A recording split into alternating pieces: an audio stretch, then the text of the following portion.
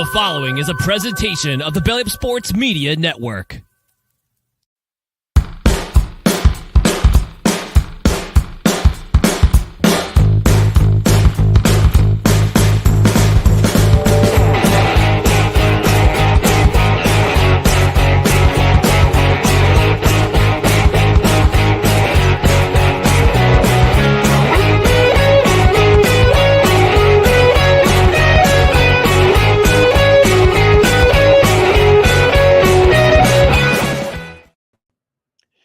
And welcome everyone to another edition of No Credentials Required, where you don't need a press pass to talk sports. We are proudly presented by the Belly Up Sports Media Network. My name is Ryan McCarthy. I'm your host. To my right is the next offensive coordinator for the Seattle Seahawks, Dustin Henry. Dustin, how are we doing tonight? Doing all right. We're going to run the ball. We're going to bring some exciting changes to the Seahawks offense. When you got a player like K9, you got to use him in spite of injury. We're going to get K9 and Sharps going. We're going to do reverse screens. I got a whole bunch of things planned. I'm doing all right. I can't keep it going for much longer. Surprising, baby. Surprising firing, to say the least. I just might get into it a little bit later in the show, but I am thrilled to be here back on the Belly Up Sports YouTube channel with you here tonight. How are you? I am too. You know, it's the day I was hoping to get things going. Yes, last night, but I had a lot of schoolwork to take care of. So, you know, Dustin is flexible, which is great having him as a co-host because he's flexible, and we can wait a day to talk everything. Well, not just about everything from Week 18 in the NFL. A lot of postmortem for some teams moving on to the playoffs. We're going to talk about all that and more in just a brief moment. But before we do that, we just want to remind you about Hey everyone, it's Ryan from... I hit the wrong button. I'm stupid. Forgive me, folks. What you really want to do is follow us. Follow No Credentials Required on social media at facebook.com/NoCredsREQ, Twitter, Instagram, and scarcely is TikTok at NoCredsREQ, and youtube.com/@NoCredsREQ. And on the podcast side, subscribe to our podcast wherever you podcast, including Apple Podcasts, Spotify, Spreaker, iHeartRadio, TuneIn, and Pandora. And don't forget to get yourself notified on Twitter. I still refuse to call it X. And on YouTube. That way you know when hit the notification bell on both the Belly Up Sports YouTube page, which is where we are broadcasting from right now. We're also on the Belly Up Facebook page. But also hit No Credentials Required. Hit the notification bell on both Twitter and on YouTube. That way you know when new videos are up, when the show announcements are up, anything related to the show, hit that notification bell. That way you know. And on both the podcast side and on the YouTube and Facebook and all that stuff side, we're live. And on the podcast side, rate, review. If you're on Spotify, comment on the show. Comment on the most recent show. You can also comment in past episodes.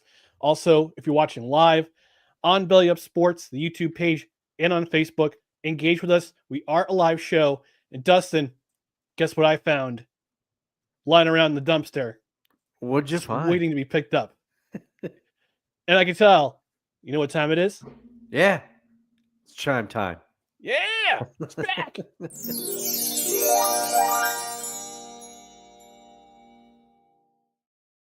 Oh yeah, baby. Again, we're a live show. We're usually on Tuesdays. We're going to move to 6:30 p.m. starting next week. We're on Saturdays at 10 a.m. Eastern. Engage with us. Engage with the show. Leave a comment. The live comment. We got some comments coming in already from our friend Sap. The pink can of Sapness saying, "Sports ball!" Julie from Michigan, excited to be here. I suspect she says, "Hello, gentlemen." Our friend Stacy Morgan from Morgan Man Sports. I want to bring him on. He's a cool guy. He's a cool guy. We got to do it. He's a big Falcons fan, and he says, "Happy Wednesday, guys. He's hoping it's been a good one. Hate that my Falcons are not in the playoffs, but we can bounce back next season." We're going to talk about that, actually. I'm excited for your Falcons, man. I'm super excited for your Falcons. And Julie also says, "I am here for Ryan's mock fest of the Vikings." Well, it's not so much a mock fest of the Vikings. I'll talk about that when we get to our biggest disappointment. But before that, let's get into everything that happened. most everything that happened in Week 18 in the NFL. We're going to start with. That's not the one I want. This is the one. See, everything's messed up now. They moved everything to Belly Up Sports. Biggest upset of week number 18. And I don't have the banner set up. Doggone it. Anywho, Dustin, biggest. Let's start with biggest upset. Biggest upset of week 18. We'll switch around. I'm all discombobulated because I'm still working the things out on the new side with Belly Up Sports, StreamYard, not our own. So we're gonna start with that. Biggest upset you thought of week 18? Well, to me, there's only one game, and those of you who have watched the show for a long time, if you're new watchers and or listeners, welcome. But those of you know that Ryan and I who have been with us for a while, know that Ryan and I really try not to pick the same game. But there's going to be some overlap this week, okay? I'm sorry. I'm just going to say it. Right. If you don't like it, get your own show. Get your own show. Stay with us. Yes. But there weren't that many. There wasn't really an upset to pick except for one. Since the Commanders were able to eke out a win over the Cowboys with Marcus Mariota under center for the majority of the game, which almost cost me my fantasy championship matchup. Why were we playing in week 18? Ask the league commish. But I did win, for those of you who are curious. And Dustin, but I also won. I also won our very good. League, baby. Very good. There we go. He's back. He's back. We're back. But the Bears over the Packers was the only game to pick for this one. Okay. Now I understand, and I know. I have a feeling Ryan may have some thoughts, so I'm going to leave some space for him to expound as well. But let me hit some major points of why this was so shocking. One, you might say, well, Jordan Love was out of this game early. Okay, Jordan Love, and that's true. He was out of this game. He went down. I did not catch up on what sort of injury it was. I hope he's okay for the playoffs. It's a hand injury. He's questionable as of last week, but I'll do some real-time research and figure out if he's still questionable. Questionable. Okay. So while you're doing that, let me just say, Malik Willis, people might laugh at me a little bit here, but people forget that for about 3 games, Malik Willis led the Packers to victories, and they weren't meaningless games either. It was easier. It was early in the season, and Malik Willis helped the Packers keep afloat while Jordan Love was out. They ran the ball a ton, but Malik Willis also ran with his legs and got things going and threw enough passes to keep defenses honest. Okay, Malik helped the Packers win a couple of games. So it's a loss for the Packers to have Jordan Love go out, but Malik Willis had proven earlier in the season that he can keep the ship afloat. Okay. And also, one of the main things, aside from the Bears being an absolute dumpster fire after a decent start to the season, people forget that. I think at one point they were 4-3. They were kind of starting to put something together, and then all the wheels just fell off all at once. But interim head coach Thomas Jones, he made a decision. He's come on under fire, I think, a little bit in Chicago for some of the decisions that he's made since he took over as coach. Maybe he needs a little bit more experience, but he made a decision that it baffled me. It baffled the announcers. So the Bears score. Then they decide to go for 2. Okay. They decide to go for 2. And then the Packers get a penalty, which puts the Bears at the 1-yard line. And Thomas Jones goes, no, we're going to kick the extra point. We're going to kick the extra point. We're not going to go for 2 now that we're obscenely close, even though we were going to go for 2 when we were further away from the end zone. Color me baffled. And in spite of decisions like this, from one coach, Thomas Jones, the Packers were still able to come out with a win, or the Bears, rather, were still able to overcome the Packers because they left too much time on the clock, and the Bears were able to go down and win the game. It was unbelievable. It was a big shock to me. Yeah, this was this. It's funny. We talk about and I might as well say it too. Yeah, there's definitely gonna be some overlap in this one because we picked a lot of similar. We had a lot of similar picks for each category. This was one of them because the Bears broke two streaks, and they're looking to break two streaks in this game. The first was their 10-game losing streak this season. This team started 4-2. Mm-hmm. And we were talking about after week 6 how every single team from the NFC North could be in the playoff picture come the end of the season. Then that game in Washington, which we famously had our friend D. Willie on. By the way, happy belated birthday, D. Willie. He celebrated his birthday yesterday. We after that game, the wheels just seemed to fall off the Bears. They seemed to try to get on track. They didn't get on track, and now they're back in a place where they're basically back to the drawing board. Mm-hmm. So they fired their offensive coordinator Shane Waldron. He's gone midway through the season, and then Matt Eberflus after that dreadful Thanksgiving game. His dreadful time management got him fired in a game where they could have beat the Lions. This was a winnable game against the Lions, but unfortunately, Matt Eberflus made mistakes and defended him and had the audacity to defend his mistake. Oh man, he doubled down. He doubled down, and it got him. And Ryan Poles fired him. We'll see if he still has a job after this week. But right now, all indications are saying, yeah, he's still going to be here. But yeah, this was my biggest upset this week because the Bears were looking to break that 10-game losing streak. They're also looking to break that an 11-game losing streak to the Packers. The Packers have been their daddy for the last 11 games, stretching back to 2018, which is the last time they beat them. On my brother's birthday, mind you, my brother Jim's birthday. Oh man, in December 2018. So the last 11 games in a row, the Packers have owned the Bears. The Bears offense, like they have been all season, it struggled. Struggled. The Bears had only 224 total offensive yards. And one of those touchdowns was off a 90-plus yard punt return on basically a trick play. Mm-hmm. A trick play. And the thing though is that sometimes you need a break in order to get off the schneid. You need a break.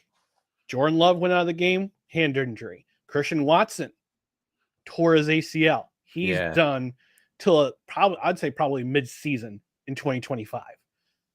But no, it could surprise us. Come back in training camp. ACLs are a tricky thing. Remember Jerry Rice? You probably didn't follow football when Jerry Rice tore his ACL in week 1 of the 1998 season, I believe, against the Tampa Bay Buccaneers.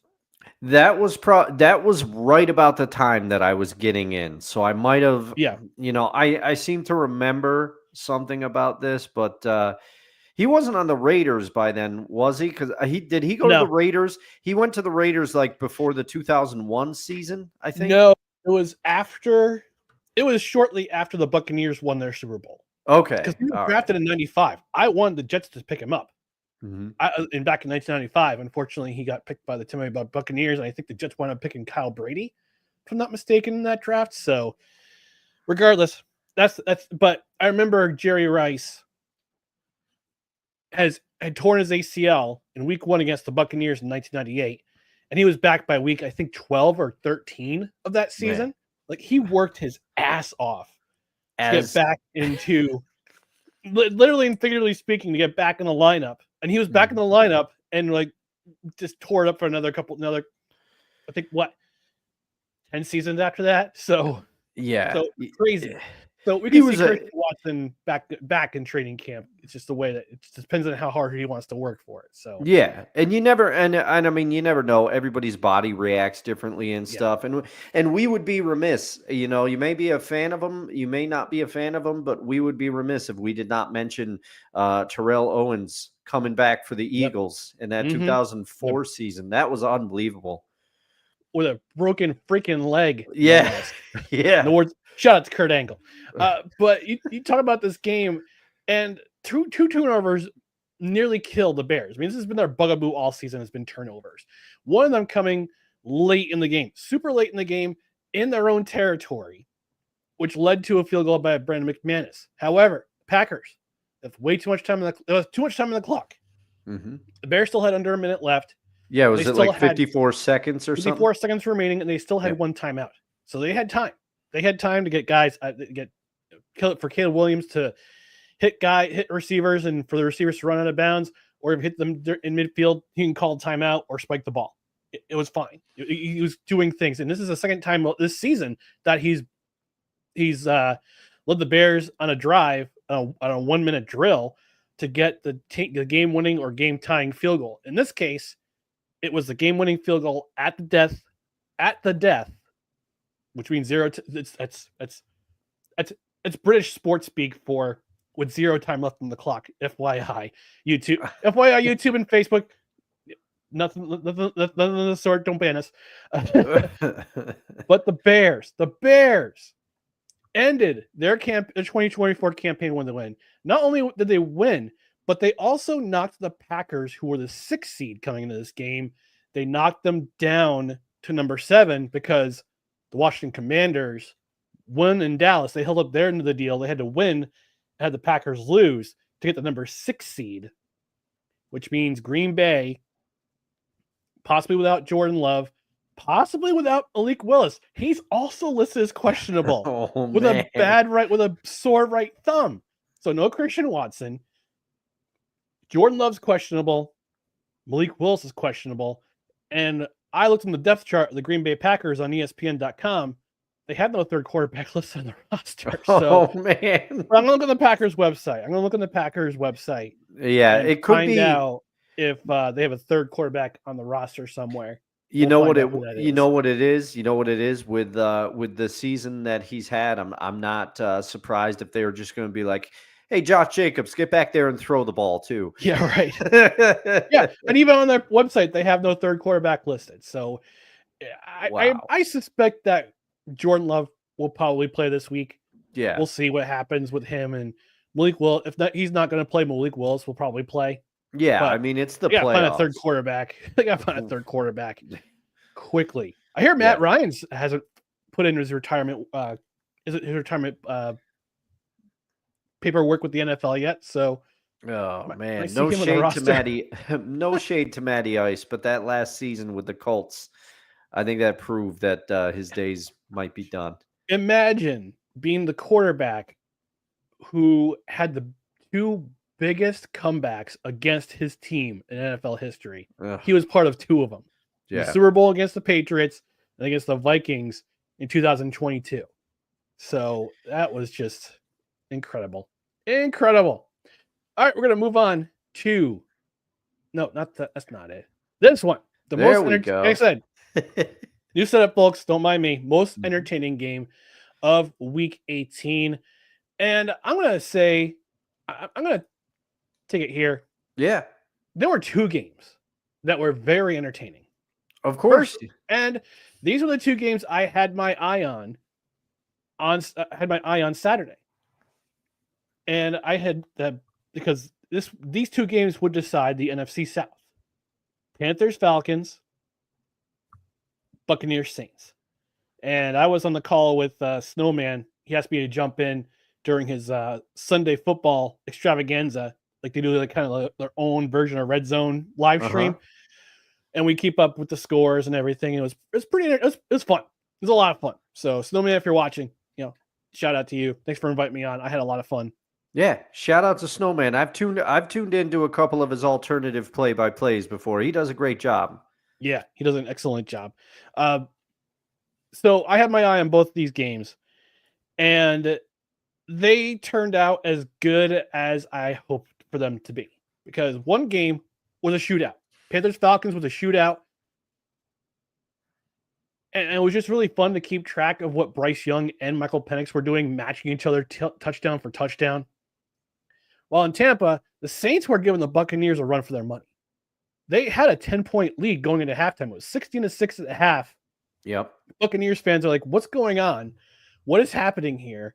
But to give their credit, after the second half, the Saints only allowed 3 points. So the Buccaneers defense, only allowed 3 points. They outscored the Saints 21-3 in the second half. Baker Mayfield threw 3 touchdowns, and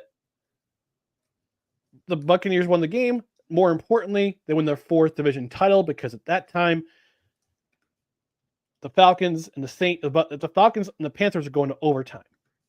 And the overtime game was just to watch that entire sequence, it was a lot of fun. It was a lot of fun. And Morgan Man, Mr. Stacy Morgan chimed in and said, and was really bowing out about his Falcons. But I gotta say, the future is bright.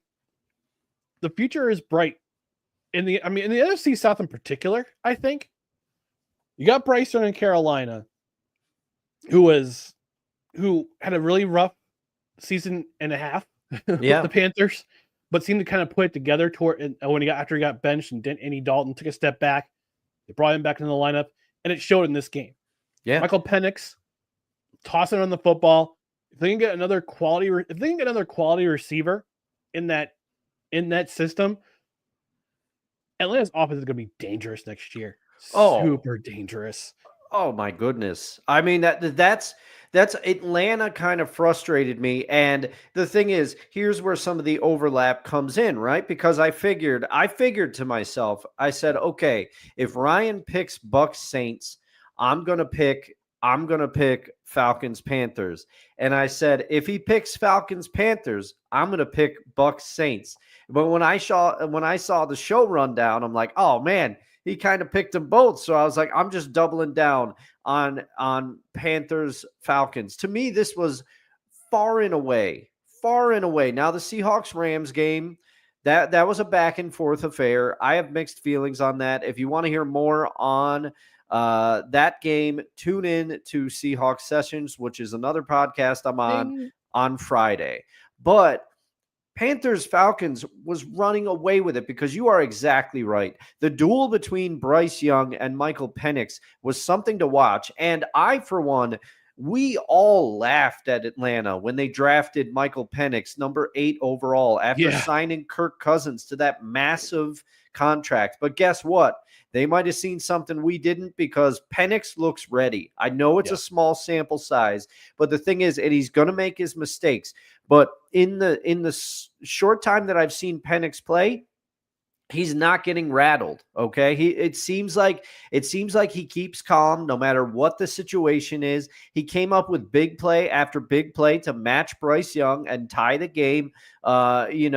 Drake London was an absolute beast in this game. You just might hear more about him later in the show, but you are exactly right. This game was everything you wanted. I always use the example, and I can't take credit for it. I think it was originally Matthew Berry on the ESPN Fantasy Focus Football podcast. He used to say, if you wanted to show aliens what football was and why you watched football and you had them come down, this would be one of the games that you show them. This would be why you show them. And this take might be scorching hot, Ryan, but I wouldn't be if Bryce Young won Comeback Player of the Year, I wouldn't sneer at it. There are other better candidates, but an argument could be made because remember how bad seemingly he looked and just how out of it he looked. And apparently through it all, he kept his head up.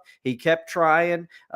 Reports have come out that he's been nothing but a great teammate, approaches everything with a smile. So I, for one, am very happy to see Bryce Young and the Carolina Panthers overall. You're starting to see they have some talent. They're not going to be, they might not take a leap next year, but they're not going to be an easy out next year. That's for sure. No. And I got it. I mean, this game was fantastic. The only thing that was kind of bummed me out is because of the results of Bucks Saints.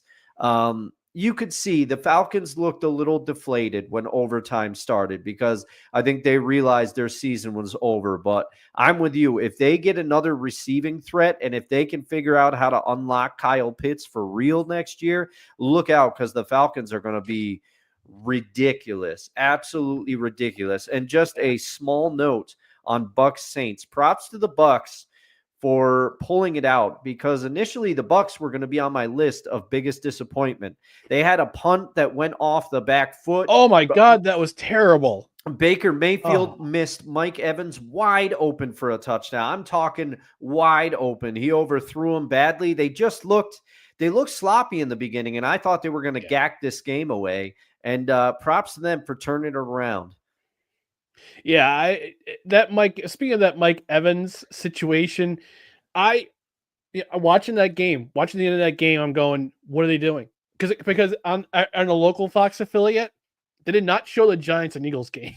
I know. Uncle Al was not happy about that. Why? Why wasn't he happy? I don't understand. Well, he just texted me. He said, the Giants suck when you can't even find the game locally. No, because they played Saints and Buccaneers. Yep. And the Buccaneers forced an out on fourth down against the Saints, right? The Saints could have still tied the score. They could have. It was 27-19 when they took over with, I think, under 3 minutes left in the game. Yeah, they're still trying to tie the score, trying to get game tying touchdown. Buccaneers defense has been frustrating them because Spencer Rattler, I think it was 21 of 28 in the first half. Yeah, he had crazy stats. They were throwing the ball around everywhere in the first half. The Saints were. So they figured it out. The Buccaneers defense figured it out pretty quickly. That's another guy to watch in the NFC South. Spencer Rattler. Watch out for him. He might be the future of the Saints might be the future Saints quarterback you got there right there. We'll just figure out. They just got to figure out head coaching position first. Excuse me.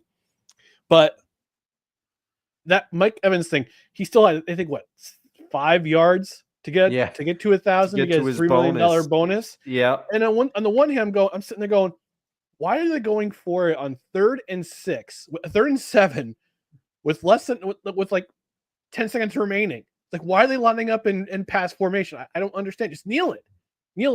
But what I didn't understand coming into this game is that he was X amount of yards short of 1,000 yards to get his $3 million bonus and become only the second player in NFL history to start his first 11 seasons with 1,000-yard receiving. I didn't realize that. So when they went for that pass formation, they were short the first down actually. But Mike Evans got his 5+ yards, gets the $3 million bonus. More importantly, ties the record with the great Jerry Rice. Mike Evans, future Hall of Famer. Yeah, for sure. Oh, first my ballot. goodness. If he's not first ballot, shame on you, NFL. First of all. Second of all, unless Mike Evans does something really, really bad, like Michael Vick bad, or Adrian Peterson bad. Yeah. He's getting the Hall of Fame. But from all indications, he's kept his nose clean as a member of the NFL.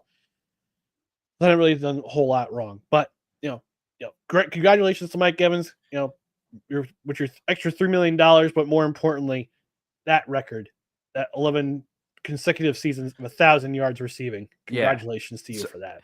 That's a great accomplishment. And there were a couple big bonuses handed out, and I would be remiss if I didn't mention it. I believe one Geno Smith got $6 million in bonuses for hitting various incentives. Over 4,000 yards passing, check.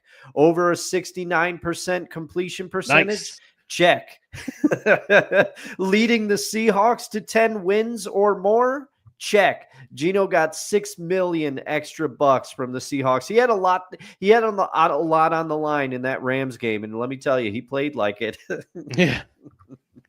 Man. Congratulations to your Seahawks for upsetting the Rams, even though the Rams didn't play. Yeah. Here's what I don't count it. Jimmy G was in there. Check your panties, ladies. Oh man. Coming with the heat, Ryan. I forgot that soundbite. But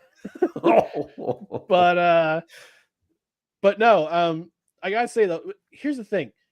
The Rams still had a seed to play, had a playoff seed to play for, which is what I understand. I understand resting your starters, but at the same time, this was an important game because we still had to figure out all these seeds in the NFC. Why aren't you playing your starters for at least a half and then give them rest for the rest of the game? Like Josh Allen had a cup of coffee in the first drive against the Patriots and then said, all right, see you later.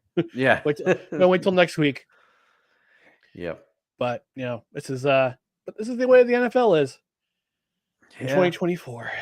It's baffling sometimes. All right. Speaking of which, biggest disappointment of Week 18. Dustin, I'm gonna have you lead off here I'm gonna have you warm me up before I hit my biggest disappointment. All right. I'll have you lead off. Go right ahead. Warm me up, son. I'll be the sous chef before you cook. All right. So here we go. I am going to go from complimenting a current Seahawk on his quarterback play to admonishing a former Seahawk on his quarterback play. Now, on this show, I'm not sure how Ryan has felt about it, but I think he somewhat agrees with me. I have been extremely complimentary of Russell Wilson and his time in Pittsburgh since he took over as the starter.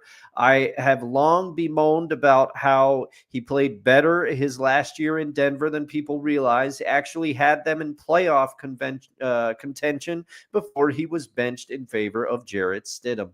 So I have been ringing the bell for old number 3 in Seattle here. And, if I'm going to compliment him when he plays well, and George Pickens has caught some passes that most other receivers probably wouldn't catch. I know that. Are we sure? Russell was playing well when he picked up and took over for Justin Fields early in the season. But this game, Russ laid an egg. There's no getting around it. He didn't throw any interceptions. However, he threw for, I believe it was 148 yards. 148 yards and 1 touchdown in a game that they needed, in a game that they have not. The Steelers have been on a 4-game slide now. 4-game slide. They have not looked very good at all. And 148 yards and 1 touchdown, but also he was 17 of 31. Just not crisp in a game that it had stakes for the Steelers. I mean, obviously the Steelers knew they were going to make the playoffs, but you had to win this game to kind of get your confidence back on track after losing 3 straight. You had to win this one, and you had to show up for this one. And Russ just hasn't looked good during this last run here for the Steelers. And it was pretty disappointing to see after a season which I've been largely complimentary about the way he has played and kind of revitalized himself. This was an egg. There's no doubt about it. And his reward for laying that egg is to play the Baltimore Ravens again. Oh, man. One of the teams that I think that was the first loss that got them on that 4-game slide. Yeah.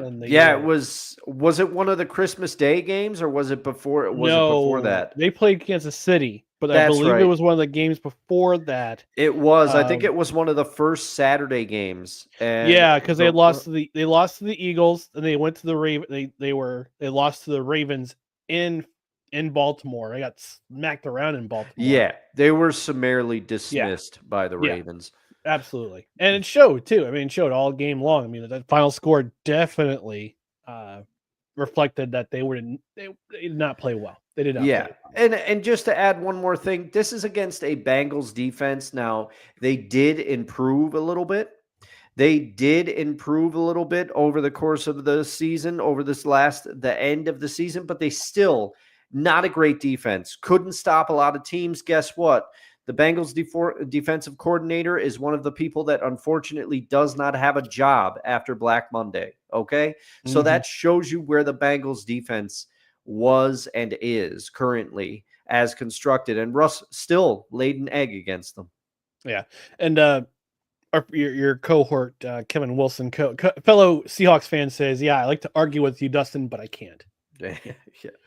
I know you're a big RW fan, Kevin, as am I. We're both thankful for what he did in Seattle, and he gets a lot of heat. Some of it deserved, some not.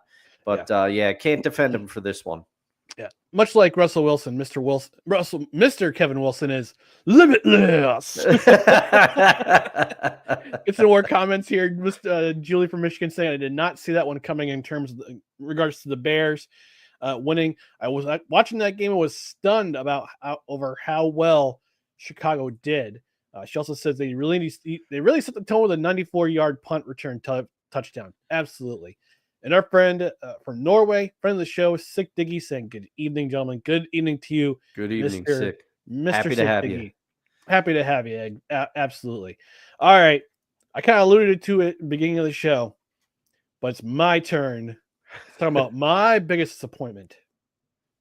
The Minnesota Vikings not showing up on what was called the greatest regular season game ever in the history of ever. Much like a summer blockbuster with a bad rating on Rotten Tomatoes, so was this game. This game did not live up to the hype that it was provided to it. And we got to stop this. I know we live in a different time with media where we have to grab people's attention. All that clickbaity BS, the complete bollocks with clickbait and making sure people get clicks and views and this and that. This was one of those times where I was just like, I tuned out after some media outlet said this is the greatest regular season game in the history of NFL football. It's like, no, it's not. It's not. Stop saying that because you want attention. Mm-hmm. Yes, both teams had similar records coming into this game. They were both 14-2. Yes, this was for the number 1 seed in the conference. Yes, this was also for the division championship. But when one team fails to live up to the billing, now the Vikings, to their credit, kept it close in the first half. It got within 1 point of in this game. Get to within 10-9, right? But then here's what happens. Here's a sequence that happens against the in this game. Take it to the second half. Here's the play-by-play sequence. Here's a series sequence. Vikings start second half. Mm-hmm. They're down 10-6. Turnover on downs. Then they force an interception, which becomes a field goal. So they get to win 10-9. Here's the rest of the game. Touchdown for the Lions. Missed field goal for the Vikings. Touchdown for the Lions. Punt for the Vikings. Touchdown for the Lions. Turnover on downs. End of game. Aaron Glenn is a head coaching candidate for a lot of teams for a reason. Yeah. This game was one of those reasons. Because with the patchwork defense, basically, with all the injuries that they've had over the second half of the season, starting with that blowout in Dallas on Jarrell's birthday, when Aiden Hutchinson went down for the rest of the season. And by the way, there's talk about him returning for the Super Bowl. Yeah. I don't know if it's true because I've never had a fractured tibia and fibula, so I can't tell you what's going to happen. But look, what this just tells you about the depth that this team has. This tells you about the belief that they have in their head coach Dan Campbell, who every Miami Dolphins fan is ruining that Stephen Ross and Chris Greer let go. He was a coaching intern. He was a coaching intern with the Miami Dolphins. They let him go. Yeah. They let him ride somewhere else, and now he's a head coach. He is 2 games away from the Detroit Lions' first ever Super Bowl.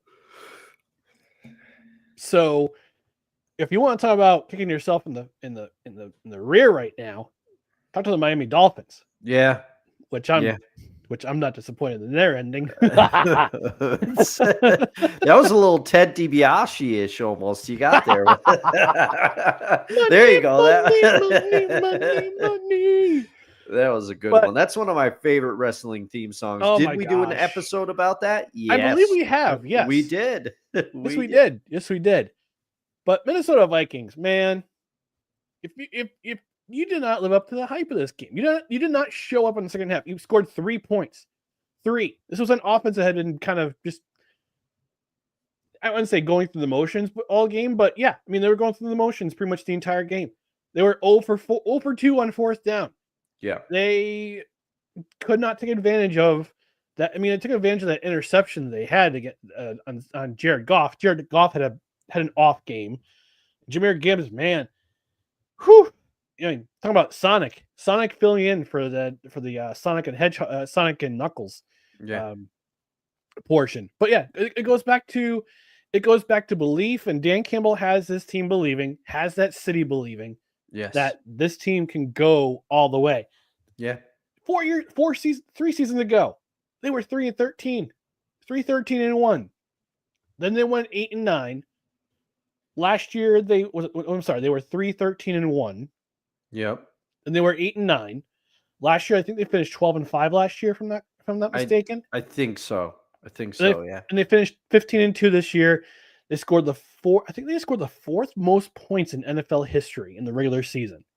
Man, if I'm not mistaken. I heard that somewhere this morning on a podcast, but yeah, this city, our friend Julie in the chat from Michigan. Oh yeah. She's very happy about the results. And Kevin chiming in is saying, did that game completely undo all the good that Sam Darnold did this season? I don't think it does. I mean, but here's the thing. The Minnesota Vikings now have a hard mountain to climb. Mm-hmm. The only way they can finish with a home playoff game is in the NFC Championship if either Washington or Green Bay advances to the NFC Championship with them, because they're the 5 seed. Yeah. So whoever lost this game was going to be the 5 seed. But yeah, I don't blame it on Sam Darnold particularly. I just think this team was outcoached. The Minnesota Vikings were just completely outcoached. They were playing in front of a hostile crowd at Ford Field, and this was just disappointing because it didn't live. I thought it was going to be a shootout game, but it wound up being just Kevin O'Connell got outcoached. Mm-hmm. Plain and simple. And I don't know, and maybe Julie can let us know because she watches the Lions more than anybody. Yeah. But to my eye, Ryan, I didn't see all this game because I had some family stuff going on. I got back a little late, and but I saw some of it. And it looked to me like the return of Alex Anzalone or Anzalone. Yep. I'm not sure what the correct pronunciation is, but it seemed like he revitalized this defense and kind of like stabilized it. And his return seemed to have inspired them along with Aaron Glenn. You know, Aaron Glenn, do you think a la Joe Johnson from last year, or Ben Johnson, sorry. Ben Johnson from last year, their offensive coordinator. Do you feel like if Aaron Glenn is courted by teams, because he will be, do you think Detroit rolls out a checkbook to try to keep him, or do you think Aaron Glenn stays because he likes what they're building there? I don't know. But Ben Johnson, sorry to interrupt you. Ben Johnson was a head coaching candidate last year. Yes. He decided to stay. He loves the environment. He loves the culture. He's part of the culture. I think Aaron Glenn, I don't know. I don't know. I don't know what's in Aaron Glenn's head. All I know is that 3 of the teams that he played for have coached who he played for in his career. Yeah. 3 of the 4, because he was with the Jets. He was with the Texans. I believe, if I remember correctly, he was one of the draft picks in the expansion draft for the Houston Texans. You might be right about that. You might be right about that. I do remember him with the Saints, though. That's where I also played for the Saints, and he played for the Jacksonville Jaguars. Oh man, I had forgotten about that. Yeah, so 3 of the 4 teams that have coaching vacancies in the NFL this season, he played for them. He was drafted by the Jets. He played in Houston in 2002. That was their inaugural season. He played for Dallas, then he played for Jacksonville, and ended his career in New Orleans. So, yeah, I don't know. It's going to be it's going to be an interesting offseason to see who's going to court both Ben Johnson and Aaron Glenn. But I can't read their minds. But if they win a Super Bowl, if they don't win a Super Bowl, they stay. If they do win a Super Bowl, I think they'll take their talents else. I hate that expression. I think they'll want to being a head coach somewhere. Because I think the Jets got permission to speak with Aaron Glenn this week. I believe the Saints also got permission to speak with Aaron Glenn this week. So I don't know. It's a huge compliment to what Dan Campbell has built in Detroit, for sure. All right, we're gonna take a quick commercial break. But when we come back, we got more to talk about the NFL. Plus, we're gonna talk about our favorite athletes to ever wear the number 2. We forgot to start off the show with that. It's on me. It's on me again. No. I'm still figuring this thing out with the new setup for Belly Up with a Belly Up Sports StreamYard page. But we'll be back in just a moment. Stand by and stay tuned for more No Credentials Required. Hey everyone, it's Ryan from No Credentials Required to talk to you about one of our newest partners at Belly Up Sports, SeatGeek. Yeah, live sports is great on television, but the feeling of being at the arena is a priceless experience. That's why our friends at SeatGeek are there to help you find the best tickets at the best prices. Not only can you get tickets to sporting events, but you can also get tickets to concerts, comedy shows, musicals, and more. Search for your desired event now at SeatGeek.com, enter promo code BellyUpSports at checkout, and you save $20 off your first purchase. SeatGeek. Life's an event. We have the tickets. Thank you, handsomely voiced voiceover. SeatGeek Premier. This is our title sponsor for Belly Up Sports for this episode. It is SeatGeek. Playoff football. You know what? You want to be there, especially if you live in the locales that are hosting this weekend. College football playoff semifinals of this week are this week. They're actually tomorrow and Friday. Sugar Bowl. I'm not the Sugar Bowl. Cotton Bowl. And the Orange Bowl, and the championship game. I forgot where it's being played, but I know my Penn State Nittany Lions are playing the Orange Bowl on tomorrow night against Notre Dame. So it'll be a fun game. But if you want to be there, I suspect there are probably tickets on sale. You can find them at SeatGeek.com. Use their pricing tool to find the best prices for your desired seats. And for $20 off your order of $50 or more, use promo code BellyUpSports at checkout. But not just football. Basketball, whatever. NBA, college basketball, NHL, but any sporting events, but it's not just sporting events. As that handsomely voiced man in the voiceover said, concerts, comedy shows, Broadway, Broadway. Anything that requires a box office seat, a box office ticket, you can find it at SeatGeek.com. Again, use that pricing tool to get the best get the best price for what you want, and you save $20 off your order of $50 or more by using promo code BellyUpSports at checkout. Go ahead, SeatGeek.com, promo code BellyUpSports at checkout. All right, moving on to the most notable performance of Week 18. I've got 2. And they come from the same game. We talked about them earlier, but I want to talk about them again. Bryce Young, Michael Penix. Listen to these stats. Bryce Young, 25 of 33, 251 yards, 3 touchdowns, with 15 rushes, 24 yards, 2 touchdowns of his own. He accounted for 5 of the Panthers' touchdowns in this. 5 of the Panthers' 6 touchdowns in this game he accounted for. On the other side of the ball, Michael Penix, 21 of 38, 312 yards, 2 touchdowns, 1 interception. Also contributed 1 rush for 5 yards for a touchdown. Between the both of them, 8 touchdowns. 8 touchdowns, man, and over 560 yards passing. And the one I'm happiest for is Bryce Young, because, like I said, in our most entertaining game, I'm super happy for the dude because of everything he's had to overcome so far in his young career as a as a member of the NFL.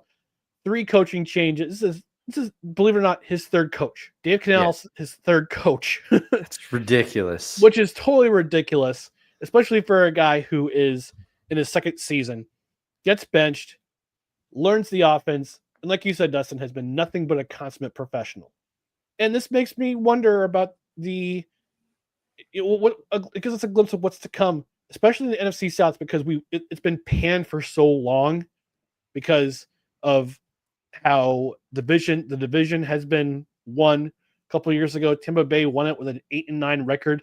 That was Tom Brady's final season in the NFL. Got bounced in the wild card against Dallas in his last NFL game. We've talked about how bad the Panthers are. This season, we talked about how bad the Saints were. The Falcons were kind of middling, but I think they're on the way up. But I just have a lot of hope and to see what a glimpse of what's to come. Because you got to remember, Baker Mayfield isn't even 30 yet. Oh, yeah. Baker Mayfield, I believe he's 25 or 26. Oh, man. Yeah. Man, I didn't realize he was that young. Yeah. I'm sorry, he's 29 years old. I apologize. Oh, yeah, but still, he hasn't hit 30 not 30. Yet. He's not 30, but if I believe he signed an extension with Tampa Bay, so he'll be around at least one more season with Tampa Bay. But you've got Bryce Young. Get him an offensive line in front of him. He's got Chuba Hubbard. I know he was out the last couple of games this season, but he's got Chuba Hubbard as his primary running back to help him out, to complement him. Get an offensive line in front of him. Get him some more capable receivers. You're going to see a star in Carolina for years to come. Same with Michael Penix. Of course, we got Drake Young. You got Drake London. You got Bijan as his complimentary running back. Baker Mayfield, Bucky Irving, the rookie, who's on my fantasy team. There you go. And you've got, granted, he was put in a tough situation this year. Spencer Rattler showed glimpses of brilliance this season too as a rookie. So I don't know, for me, I'm hoping our friend Stacey Morgan's still watching. I'm complimenting not only his team but that division period. Yeah, and I think we're gonna see some real rivalry, some real great quarterback play going forward in the NFC South with Young and Penix. Hopefully Spencer Rattler pans out, gets the right offensive coach around him, and with Baker Mayfield for another couple of years, which means the Buccaneers got to really think about what they want for the future. Yeah, maybe they draft a quarterback in this draft. We don't know. But that's my most noble performance or performances. Dustin, how about you? Well, we said there were going to be some overlap. There was going to be some overlap. I'm picking different players, but I'm going back to the same game. And I am picking 2 Atlanta Falcons because both of these men performed so well that I couldn't just pick one. Drake London is up first. He had 10 receptions for 187 yards and 2 touchdowns. 2 touchdowns. That's almost as much as some offensive teams had for totals this past week. Drake London, you saw what can be done when he is fully unlocked and he's got somebody getting him the ball.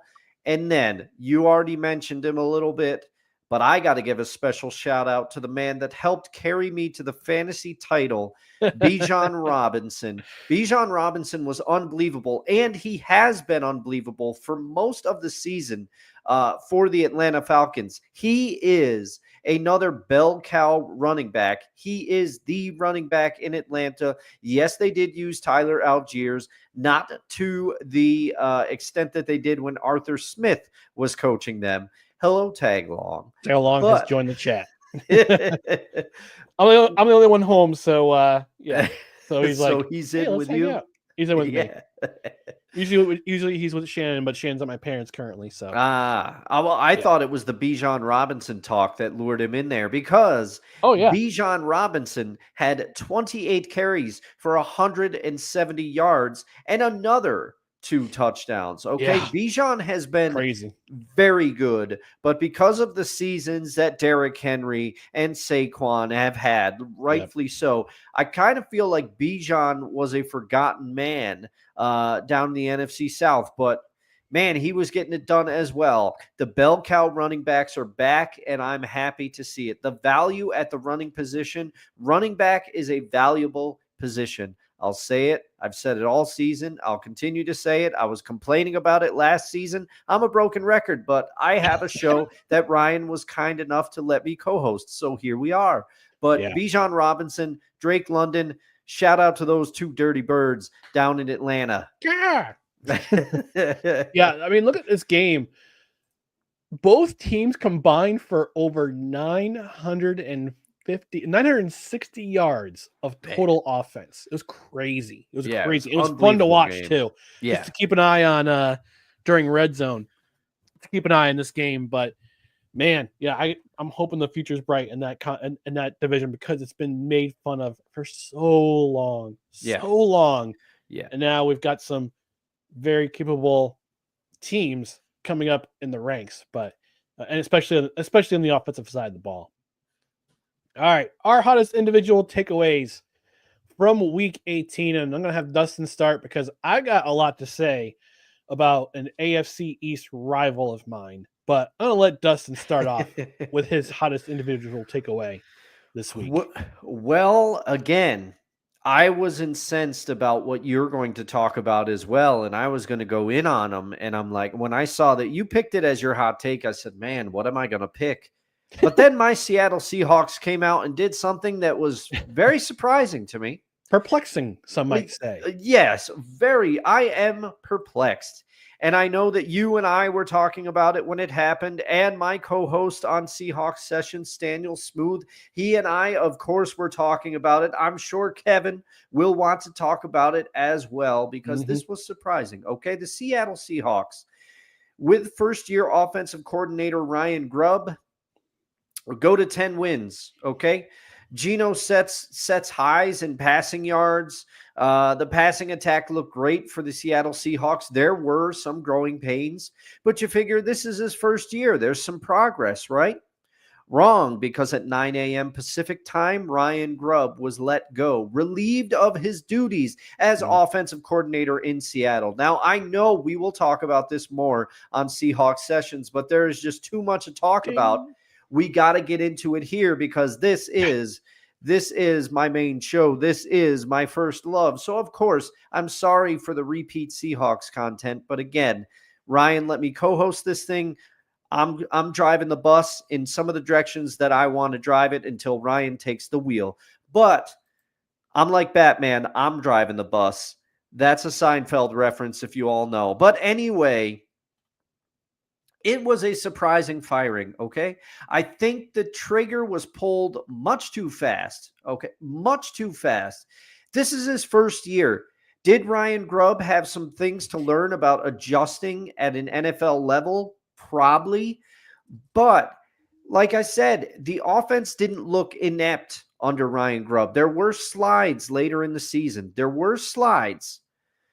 But I am thinking, and I can't get into Mike McDonald's head, just like you can't get into Ben Johnson and Aaron Glenn's heads. I can't get into Mike McDonald's head.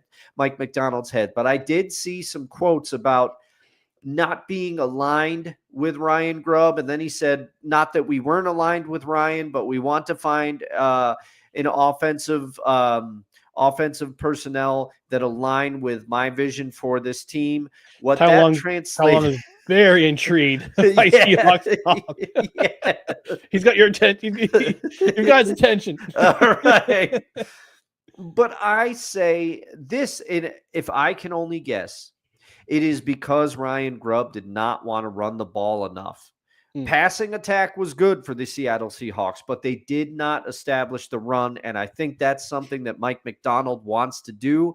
And I think that Ryan Grubb just didn't go to the run enough. But I will also defend Ryan Grubb here. Some of the ineptitude of the rushing attack was not on the offensive play calling, okay? The Seahawks offensive line at points this season it has stabilized recently. It has stabilized recently as some people have gotten healthy. Lucas, I'm looking at you. The change at center has benefited the Seahawks offensive line and has stabilized it to some degree. But at points, their line was horrible. Remember when the Giants sacked Geno 9 times? Pepperidge Farm remembers, and I remember. So the offensive line play has been bad. And also injuries. Kenneth Walker missed some games this season. Charbonnet has looked good in his stead, but you can't blame not using Kenneth Walker effectively on Ryan Grubb, because Kenneth Walker wasn't on the field for some of the season. Okay, so I think that this firing, I think Mike McDonald got a little trigger happy with this one. I think Ryan Grubb deserved at least another year to kind of continue to grow and adjust and figure it out. But Mike McDonald and the Seahawks must have figured that it just couldn't be salvaged, and they got to bring somebody else in there. Who do I think they'll go get? You might have to tune into Seahawks session for that. But the short answer is I don't really know. I have one name in mind, but I don't even know if he'd want the job. This was very surprising to me. Very surprising. So, Dustin, where can we find Seahawks sessions? Sessions? What is it? It goes live. It goes live. We're still working out the time, but it goes live to YouTube in the Time to BS with Staniel Smooth feed every Friday at 6:30 p.m. Eastern. Sometimes the time varies. We're still figuring it out, but 6:30 is the hopeful time. And you can find it in podcast feeds wherever podcasts are available, in the Time to BS feed as well. And I understand that he is also your co-host on another podcast that you do called the Three Rails Metro Hockey Podcast, which is that available in our feed, Ryan? It absolutely is available on our feed, and you can find it wherever you find podcasts. We've had a couple of weeks off between the holidays and my getting work done, but and some other things going on. But we're gonna hopefully get back to it next week and talk about some of our teams. Some of our teams are having a rougher go than others. But I'm pretty sure that Brian and Staniel will have some things to say about their teams. Before I get into my hottest individual takeaway, I do want to go to the comments section. Sick Diggy singing the lyrics to the $1 Million Man theme song. It's such a classic. Everybody's got a price. Everyone's gonna pay, because the $1 Million Man always gets his way. Dude, you do a good DiBiase, man. But laugh. Wait, there's more. Some might cost a little, some might cost a lot. But I'm the $1 Million Man, and you will be bought. I think we need to get an asterisk signature laugh with music notes T-shirt. That's a great idea, Sick. That's a good one. By the way, I dropped the link to our bonfire store in the chat. Dustin bought himself a shirt this week. Dr. Lady suggests she might buy a shirt. So support the show. Buy some merch. Check it out. Buy some merch, and hopefully we'll have more ideas on the way. Right now, we've only got a couple of shirts. One being just the OG logo. The other one being John Heyman's Arson Judge tweet that had him going to the Giants before Aaron Judge re-signed with the Yankees. Our Icon Sports silhouette, Icon Sports, is available. And we had that no shave November fundraiser, which is the one that Dustin bought yesterday. But that Carolina blue. Yeah, that Carolina blue, man, it hits every time. But hopefully we're gonna have some more campaigns on the way, so you can buy yourself some merch and help out the show. So Julie from Michigan, when we talked about the Lions and the Vikings, he says in regards to Jahmyr Gibbs, he's such a huge addition. I'm sorry, Anzalone. Was a huge addition to get back. David Montgomery will be a huge addition to get back as well. He'll be back in the divisional round. Ooh. All right. Good for him. Good. I'm just gonna firebug from Family Guy. I love that. Good. Yeah. That might have to be an element. Yeah. Kevin Wilson saying the rumor is that Aaron Glenn will be the Saints' next head coach. Oh, we'll see. And Sick saying, "Welcome to the Seahawks detour, folks." Sick knows it well. He Indeed. sees the look in my eyes, the glint does. when it's coming. It's that shimmer. It's that shimmer. All right, hottest individual takeaway for me. I call bollocks on Robert Kraft. And I'll tell you why. Going to the game, New England Patriots were assured the number one draft pick in the 2025 NFL draft with a loss. But the Bills wound up losing to the Patriots 23-19. And what was basically it was an afterthought for the Bills, but Jerrod Mayo wanted his team to finish strong, and it seemed like they did. Even though Jerrod Mayo took out Drake May after the first series after a cup of coffee, and put in Joe Milton, who had himself a pretty good game himself. Yeah, he was running around back there. Which got all the pundits on social media talking about the Giants trading for Joe Milton. It's like, come on! Come on! Let the ink dry in this season first before we discuss this hypothetical BS. Sorry, Tackle. I woke up tag along. He just wants to chill.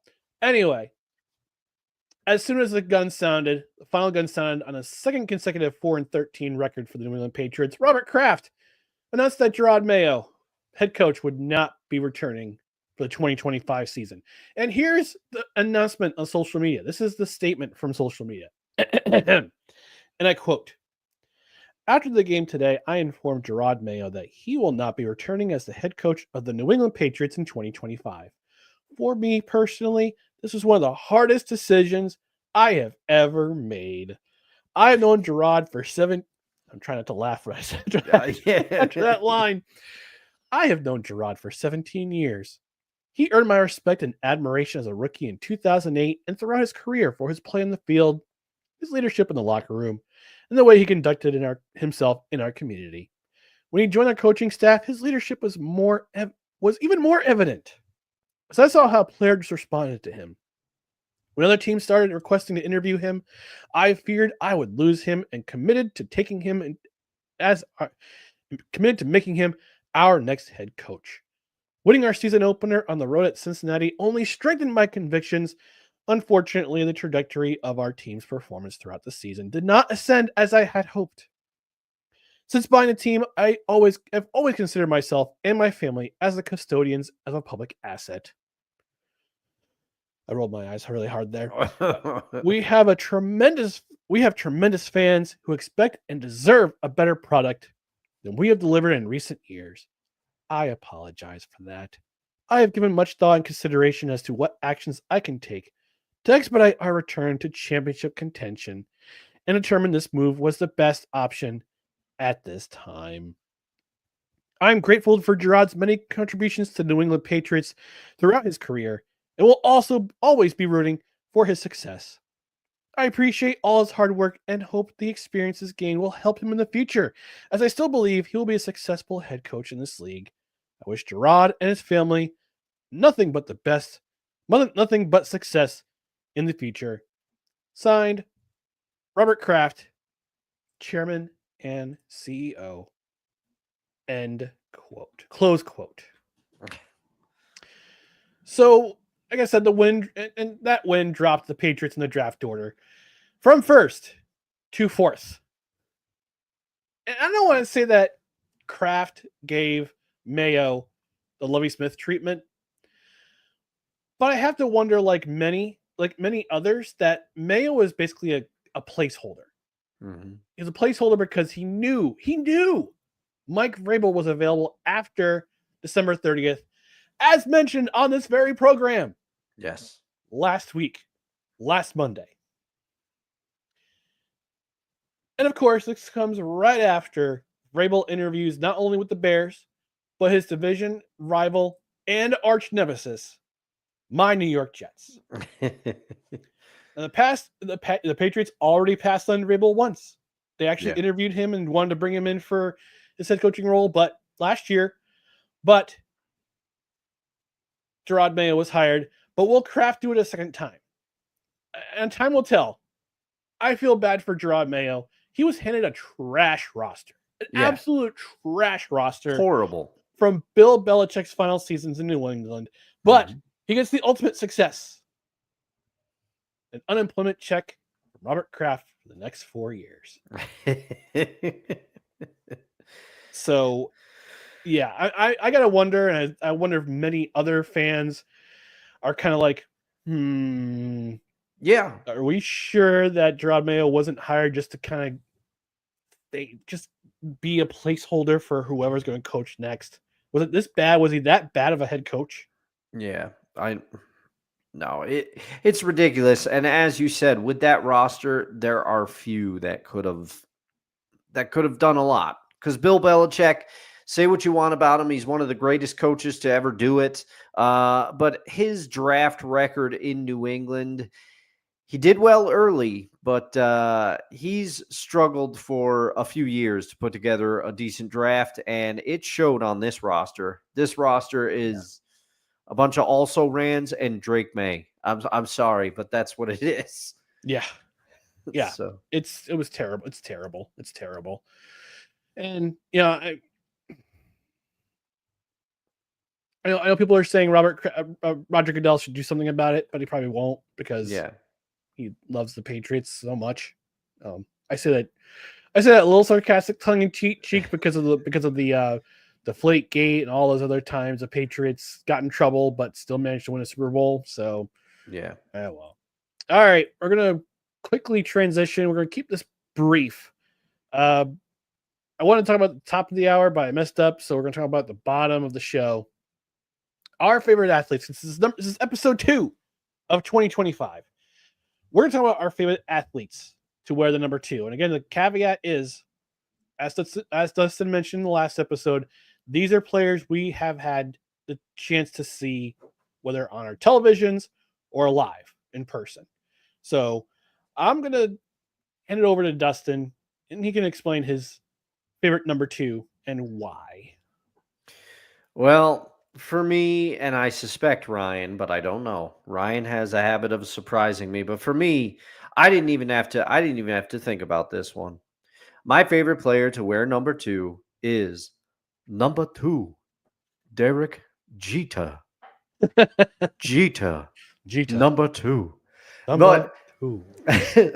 Derek Jeter's ridiculous. I know Jeter gets a lot of haters, but Yankee fans love Jeter, and if you love baseball, you should have loved the way that Derek Jeter played the game as well. I mean, the numbers speak for themselves. The stats speak for themselves. It was like a movie star. He got a hit in his final game, a milestone hit for that matter. Not only a hit, but also the walk-off RBI. Yes, that is right. I mean, he was clutch. He was as clutch as it could be. People could talk about his defensive metrics all you want, but that memorable image of his jump throw, Derek Jeter was the one that really trademarked that jump throw. And just so many postseason memories, so many memories of him coming up big. Troy Tulowitzki wore number 2, another great shortstop for the Colorado Rockies. He wore number 2 because of Derek Jeter. Derek Jeter impacted the game. He also played the game and seemingly did not let the pressure get to him in one of the biggest media markets in the entire world, in the country at least. Okay, Derek Jeter, number 2. It was a pleasure to watch him play. When he dove into the stands in a game in July while Nomar sulked on the bench, that is still one of my enduring memories. I will remember Derek Jeter for that for a long time. He was a member of the Core 4. My nostalgia is kicking in big time here, but as a longtime Yankee fan, I got to go with one of the greatest ever don the pinstripes. Number 2, Derek Jeter. It's not close. Loved watching him play. Took it for granted for a lot of years. Honestly. But Derek Jeter's the pick for me. Well, I'm pretty sure he's a pick for you and a lot of single females back in the day in New York who allegedly got a nice basket for a one-night stand with Mr. Jeter back in his bachelor days. And a ride home. And a ride home. Yes, and a ride home. I mean, I would have picked Derek Jeter, but that would have been kind of chalk. Yeah. It would have been kind of predictable. Yeah. I almost picked Doug Flutie because he wore number 2 as a member of the Toronto Argonauts during that dynasty years in the CFL in the mid 90s. Honorable mention, Slava Fetisov, the first Soviet Russian to break the barrier, defect, come to the United. I'm sorry, he didn't really defect, but he was granted permission to play the United States for Lou Lamoriello, who wound up trading him away in 1995, and I'm still pissed at Lou Lamoriello for doing that. All 30 years later, I'm still pissed off at him for that because he should have won. He should have won the Stanley Cup in 1995 with the Devils, but unfortunately got swept as a member of the Detroit Red Wings. But we talk about Troy Tulowitzki, one of the best hitters in that era. I can't think of anybody who wore number 2 in the NBA. Joe Johnson, I guess, but he kind of in that era. But I'm going to surprise a lot of people with my favorite athlete to wear number 2. And I talked about him earlier in the show. All right. Mr. Matty Ice. Matt Ryan. Oh, there he is. Matt Ryan. That's a good pick. One of the best. I mean, we talk about him having been on 2 teams who suffered the worst comebacks against them in NFL history. Once in the Super Bowl, once in a regular season game in 2022 on a Saturday. But for those 2 things that he gets panned for, that gets absolutely gets roasted for, this was one of the best quarterbacks of the 2010s. Hands down. He was such a joy to watch on the play. And if you had him in fantasy for all those seasons, you were guaranteed at least 25 touchdowns every single season and over 3,000 yards passing. But it was not only was just the way he would perform in the field, but he was just so surgical. When he got hot, when he got in the right mind frame, and he had Julio Jones as one of the greatest receivers of that era, the 2010s, one of the best receivers of that era.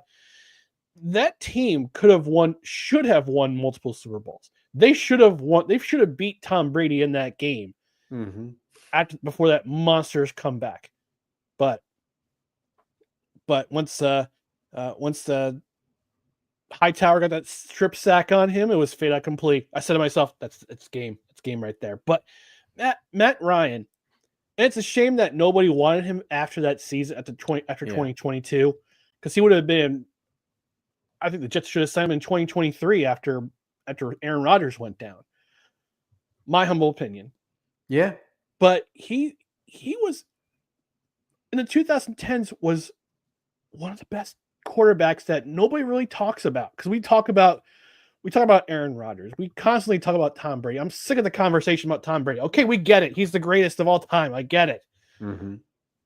But Matt Ryan just seems to never be in that conversation of that the upper echelon of elite quarterbacks in the 2010s. And I think it's so disrespectful because he was so good during those years with the Falcons, where he was just tossing 25 touchdowns, throwing for 3,000, 4,000 yards a season, was absolutely surgical when he got in the right frame of mind. When he was on. He was almost unbeatable.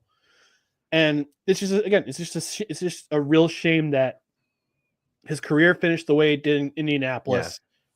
And just that he doesn't get talked about. He's not in the conversation enough of elite quarterbacks in that era. So, but he's one of the guys I really respected on the field. So that was my favorite. He was my, Derek Jeter. Yeah, he's up there, but one of my favorite athletes, if not my favorite athlete to wear number 2, was Matt Ryan. There you go. It's a good pick. I like it. And see, the thing is to keep in mind with these lists, this is going to be incredibly subjective. Okay. I'm telling you, when people get to my number 4, so we got a few short episodes, people are going to be pissed off. They're going to be like, are you for real? Or they might not even know who he is. It's very specific to Ryan and I, this list. They're going to be like this. Bitch, are you for real? Probably. Mike. All right, we're going to get ourselves out of here. But before we do that, just want to remind you about our social media channels. Follow us on Facebook.com/NoCredsREQ, Twitter, Instagram, the scarcely used TikTok @NoCredsREQ, and on YouTube, YouTube.com/@NoCredsREQ. On the podcast side, subscribe to the podcast wherever you find podcasts, including Apple Podcasts, Spotify, Spreaker, Amazon Music, iHeart, TuneIn, Pandora. And get yourself notified on both Twitter and on YouTube. That way you know when show announcements go up, when new videos go up. That includes the Three Rails Metro Hockey podcast, clips from the show, 10 good minutes. We're going to start doing that series again very, very soon. Hopefully we'll do that a couple times a month just to kind of keep numbers up. We also got to do some beer reviews too. So I'm down for that. We'll talk about that. We'll talk about that in our production meeting about off air. But also, please, if you're watching on replay on the Belly Up YouTube channel, leave us a comment. On the Rumble channel, leave us a comment. Rate on the podcast side. Rate, review. A 5-star rating would help. A review would help if you're on a platform and you can leave a review. And on Spotify, if you're subscribed, you can leave a comment on present and past episodes of the show. Every one of these helps. Every one of these helps the show. We had a record-breaking year last year. We had over 2,500 downloads last year. We're doing really good this year again to start the year. Like we've already had over 250 downloads for this year, and we're only a week into the year. So we're doing really well. Very happy. We want to keep the momentum going. We've got a goal of 3,000 this year. But if we get to a certain mark at a certain time, we might keep it going. We might keep it going. But we want to thank you and tell a friend. Tell people about the podcast. Word of mouth is always great. Tell a friend about this podcast. It's a short listen, relatively short listen for a sports show. Mm-hmm. But we want to keep you entertained, but also get you in the discussion. So leave comments, rate, review, all that stuff. Tell a friend. Telegram, telephone, tell a friend, tell a wrestler, as Bruce Pritchard would say. Mm-hmm. But we're going to get on and up out of here. Saturday show, 10 a.m. on the Belly Up YouTube channel. Hopefully we'll have our Facebook and our Twitter set up by that time too. But in the meantime, thank you for tuning in to No Credentials Required, where you don't need a press pass to talk sports. We are proudly presented by the Belly Up Sports Media Network. For Dustin Henry, I'm Ryan McCarthy. Again, we'll be back on Saturday morning, 10 a.m. Eastern for our Saturday brunch. We're going to preview the wild card round in the NFL playoffs, baby. Playoffs. It's one of the most wonderful times of the year. Even though it's cold outside, the action's always heated up on No Credentials Required. We'll talk to you on Saturday. Have a great week, everyone. Good night, everybody. There it is.